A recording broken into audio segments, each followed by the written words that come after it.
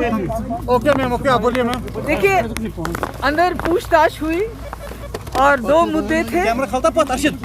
एक ये था कि जो बिजबिहाड़ा में मेरे मुफ्ती साहब के नाम पे जमीन थी, वो बेची है, वो कैसे बेची, किस तरह बेची, कितने पैसे मिले, कौन सी जीत थी। दूसरा, एज ए चीफ मिनिस्टर जो सीक्रेट फंड्स होते हैं उनको कहाँ खर्च किया, जो आप विडोज को पैसा देती थी उन विडोज की लिस्ट कहाँ से आती थी, उनकी निशानदेही कौन करता था, या आपने यूथ एंगेजमेंट के लिए अगर कोई पैसा खर्च किया तो आप बताइए कहाँ क्या हुआ, उसका कैसे हुआ। तो मुख्तसरन आप इसमें तो कोई रॉकेट साइंस की जरूरत नहीं है कि क्या हो रहा है कि एनीबडी जो थोड़ा बहुत dissent has been criminalised in this country.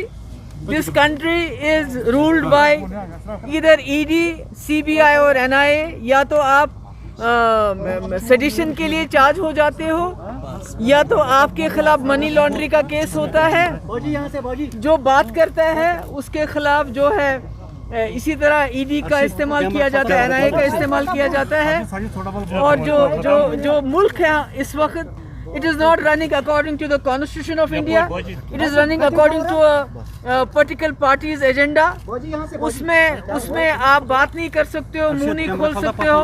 जो कोई बात करता है उसको हाउंड किया जाता है और ये बातें चलती रहेंगी। मैंने पहले भी कहा, dissent has been criminalised in this country.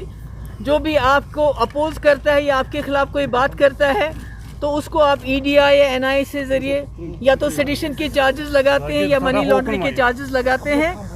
तो ये बातें मेरा ये है कि मेरे पास छुपाने के लिए कुछ नहीं है, मेरे हाथ बिल्कुल साफ हैं।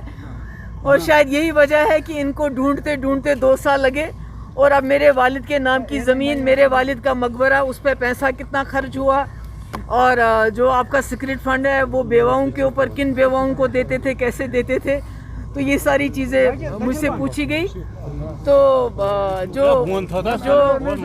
जिस चीज़ के लिए हमारी पार्टी बनी है, पीडीपी बनी है, महबूबा मुफ्ती बनी है, इंशाल्लाह हम अपने जो हमारे मुद्दे हैं, जो हमारा एजेंडा है जम्मू कश्मीर के मसले के हल के हवाले से, 370 को रेस्टोर करने के हवाले से, उस पर हम कायम दायम रहेंगे।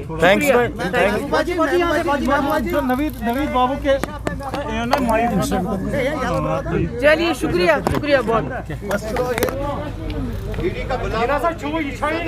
मुख्यमंत्री महबूबा मुफ्ती 11 बजे एक जगह छोड़ो ना।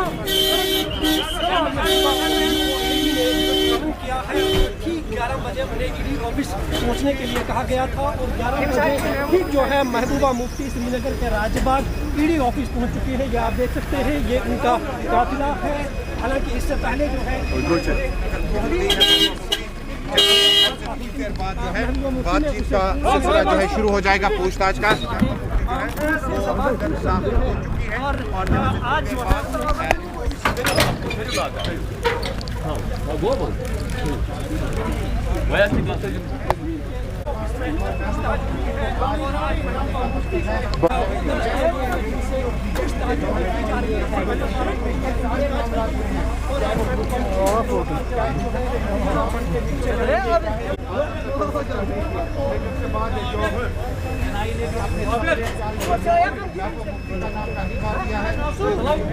बापू के साथ